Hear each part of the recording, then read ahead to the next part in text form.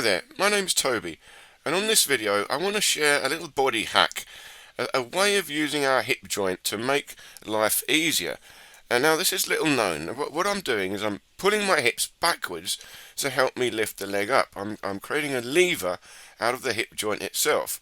So this applies to all of us. If we want to lift our leg up in the air, this is a much easier way of doing it for anything we want to do. And of course, if we're martial artists, this makes kicking a lot easier. We're using the hip joint to kick. And you can see the difference here. This is me hip go forward, and then you can see hip being pulled backwards.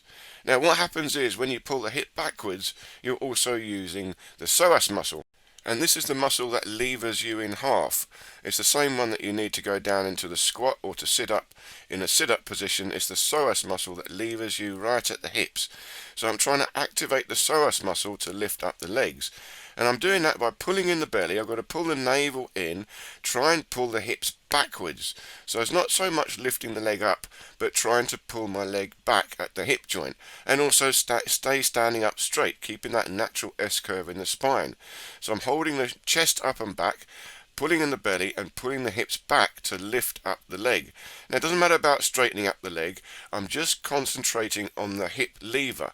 You see, you've got to understand, what I'm focusing on is whole body movement, whole body flow, whole body structure. So even though I'm doing something like this, which could be a kick, I'm not too worried about the details of the kick. I'm trying to feel the internal thing going on, of the flow that is happening. I'm trying to isolate the muscle that I want to use, and I keep going over and over, trying to get it better and better. Now here's a turning kick. So now even if I rotate the hips over, see, I've got to turn the leg over into a turning kick. I'm still got to pull the hips back, lever inwards from the psoas muscle, project the hips behind, pull in the belly, and lever in from the psoas muscle itself. I'm trying to bring my upper thigh to my lower belly and pull the hips back. You see, when I pull back there, it's simulating pulling the hips backwards. Now, if you pull the hips backwards, you can rotate the leg over a bit further, so you can play with it. The turning kick, if you pull the hips back, you can rotate it over a little bit more. But again, here, I'm doing the turning kick. I'm trying to find the rhythm, the flow. The hands go back as the legs go forward. I've got a twist in the spine. But this is nothing to do with accuracy. I'm not worried about the accuracy of the kick, the height of the kick, or the power of the kick. None of that matters. I'm just trying to feel the flow through the hip joint. And as I can feel this flow getting better and better, I can improve the speed of the kick. I can improve the accuracy of the kick. But that, again, it doesn't matter to me. And you see a lot of the videos on martial arts, including punching, it's not about the accuracy, the speed, or the power. It's about the flow. All I've got to do is gradually increase the feeling of the flow in the body.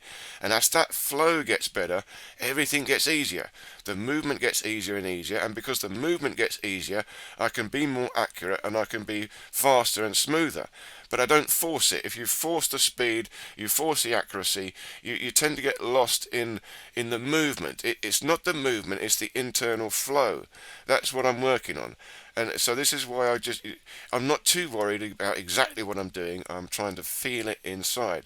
So you can just play around with it. You see, if you're a martial artist, you can practice your kicks like this, just messing around, but try to feel that you pull the hips back, rotate and control from the hip joint itself. It's much easier, much more efficient, and it's also good for you. You're activating the body in a good way when you move the hip joint. Okay, I hope this made sense. Check out these other videos here, and do leave me any questions or comments below. Thanks for watching. See you next time.